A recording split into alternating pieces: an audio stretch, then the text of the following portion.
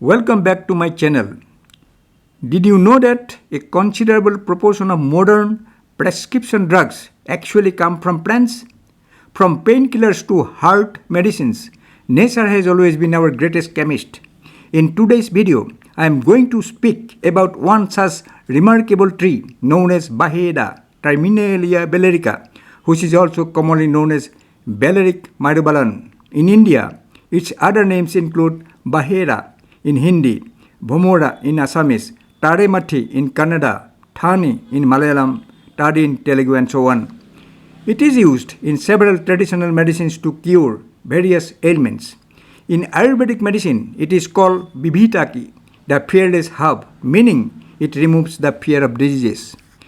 Its fruit is an integral part of famous Ayurvedic formulation Triphala, along with the fruits of Beleric Myrobalan, Philanthus emblica, and Beleric Myrobalan Terminalia bellirica.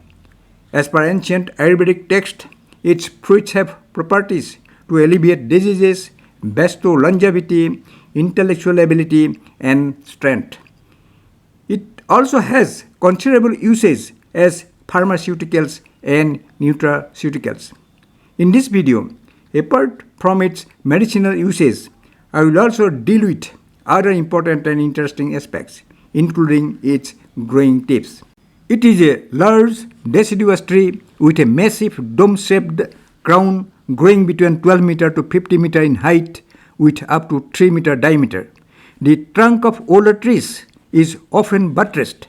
The bark is ashy gray or pale brown with shallow vertical cracks. Its newly emerged leaves are copper red, looking like blossoms from a distance, giving a striking appearance. You can see its broad leaves crowded towards the ends of the twigs. Due to this, it is sometimes mistaken with the mohua tree, Moduca longifolia. But mohua tree leaves are narrower and more pointed towards the end. There are two varieties of Baheda in India, one bearing globular fruit and the other producing larger ovate fruits. Regarding distribution, Baheda has a wide native distribution extending from the Indian subcontinent to China and Malaysia. Historically, it was introduced into Europe by Arabs from India for medicinal purposes. It is widely distributed in both dry and humid forest in the Indian subcontinent up to an elevation of 1,500 meters above sea level. It occurs in tropical deciduous forest, mixed deciduous forest, or dry deciduous dipterocarpous forest with teak. It is also associated with species of sal forest in India. In India, it occurs throughout the plains and lower hills except in arid tracts. About its medicinal uses, Baheda holds a prestigious place in various traditional medicine systems like Ayurveda, Unani, Siddha, and Chinese medicine. The therapeutic value of this tree is largely linked to its various phytoconstituents. Different parts of this tree, such as fruits, leaves, seeds, and gums, are used in traditional medicine. Among these, the fruit is the most important part from its medicinal point of view, as it is rich in bioactive compounds such as tannins, flavonoids, phenolic acids, saponin, and triterpenoids, which contribute to its diverse therapeutic properties. These bioactive compounds contained in the fruit protect the liver from damage caused by diseases and toxins, stimulate the immune system, combat cancer, control diabetes, help in wound healing, and have anti-inflammatory, antioxidant, anti-hypertensive, hypolipidemic, and antidiarrheal properties. The fruit is astringent, anthelmintic, digestive, antipyretic, tonic, attenuant, and laxative. As already mentioned, the fruit of Baheda is an important constituent of Triphala, the renowned Ayurvedic formulation that is considered a pillar for the treatment of gastrointestinal disorders like constipation, gastric ulcer, inflammatory bowel diseases, and other ailments. It could be a source of rejuvenation and modern healthcare due to its beneficial properties and its non-toxic nature. Decoction of green fruits is used to treat cough, and unripe or half-ripe fruit is used to treat chronic constipation. The ripe fruit is used in diarrhea and indigestion. Mixed with honey, it is employed as an application in cases of ophthalmia. The fruit is also used to make a lotion applied externally in sore eyes and scorpion sting bites. The fruit pulp is used in the treatment of leprosy, piles, dropsy, bronchitis, tuberculosis, hepatitis, liver diseases, as a blood purifier to promote hair growth, and in menstrual disorders. Dried roasted pulp is used as lozenges in sore throat, hoarseness of voice, and dyspepsia. According to researchers, the fruit is safe and it protects liver damage. Leaves of the Baheda tree are used to treat hemorrhoids, to lower cholesterol and blood pressure, and to relieve piles. The aqueous extract of its fruit pulp is reported to have potential anti-dementia efficacy. The fruit extract is an effective inhibitor of bacterial pathogens that cause gastrointestinal infections and has no toxic effects, indicating its potential for antibiotic development. However, further research is required. The fruit also contains essential minerals like manganese, iron, potash, copper, and selenium, and also vitamin C.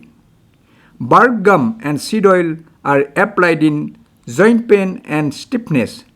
Bark gum is also used as demulcent and purgative. The oil is used in treating oozing ears in children. Please note, the medicinal uses described here are for educational purposes only. One should always consult qualified physician or Ayurvedic practitioner before using different parts or products of this tree. Regarding other uses, its yellowish wood is prone to insects and not durable. The wood is dipped in water to increase durability and then used for making boxes, furniture, and construction, especially for temple use. Tannins and dyes produced from its fruits are used for leather tanning, dyeing clothes, matting, and ink making. Its seed kernel is edible like almond, but is said to be narcotic when eaten in excess. The oil extracted from its kernel is edible and also used for hair oil and soap making. Leaves are fodder for cattle and are food for tussar silkworms. The tree plays a role in ecological services like soil conservation and climate regulation. It hosts many epiphytes, orchids, and nesting places for birds like the Malabar, hornbill, raptors, insects, and mammals. Being its chief pollinator, honeybees make hives on this tree. The fatty acid methyl ester extracted from its seeds has been tested as a biodiesel. Its seed extract is reported to have larvicidal activity for the control of the filarial vector. Now let me talk about its growing tips. It can be grown in areas with rainfall ranging from 900 mm to 3000 mm and temperature between 30 to 45 degrees Celsius. It is fairly drought resistant but frost sensitive. Open areas are ideal for its good growth and abundant fruit yield. It can be grown in a variety of soils, but deep moist sandy loam soil is the best. It is suitable even to create revegetation on wasteland like copper mine overburden dump soils, amending with farmyard manure and topsoil. Regarding its propagation, commonly it is propagated through seeds. The micropropagation method is useful to obtain superior plants, as vegetative propagation through grafting and stem cutting is difficult. For raising seedlings, ripened fruits are collected from healthy trees during November to February. Then depulped, dried in sun, and can be stored for a year after treating with fungicides. After soaking in water for 24 hours, seeds are sown in March-April or in June-July in beds or directly in polybags. Seed germination is completed within a month. From the nursery bed, small seedlings are pricked and transferred to polybags of required sizes depending on the type of plantation. Generally, for avenue plantation, 1-year-old tall seedlings raised in bigger bags are used. Stumps can be also prepared from 12 to 15 months old seedlings for planting. Planting is done during June-July in well-dug pits of 45 cm cube or 60 cm cube or 75 cm cube depending on the size of bags used at 6 to 8 meters apart. Closer spacing is not good for fruit production. Irrigation during summer is essential. Now about its harvesting method.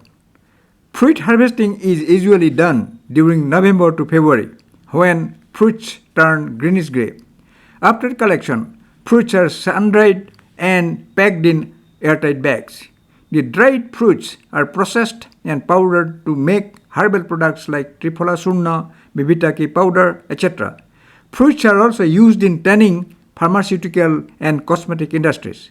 From seeds, oil is extracted, although presently classified as least concerned by the IUCN. Unsustainable practices like branch pollarding can reduce its oil population. Sustainable collection should involve harvesting only 70% of mature fruits, leaving the rest for natural regeneration. It is protected in multiple protected areas in its natural ranges, including in India, but monitoring is required. Collection of germplasm from its wild population should be emphasized. Recognizing well its medicinal and economic values, the National Medicinal Plants Board (NMPB) of India has prioritized Baheda for cultivation on private lands under its subsidy schemes. So, growers should come forward for its cultivation. An increasing number of plants of this species should also be planted in other public lands. Conserving and cultivating this tree ensures not only human well-being but also ecological sustainability. Thanks for watching and learning this invaluable tree of life.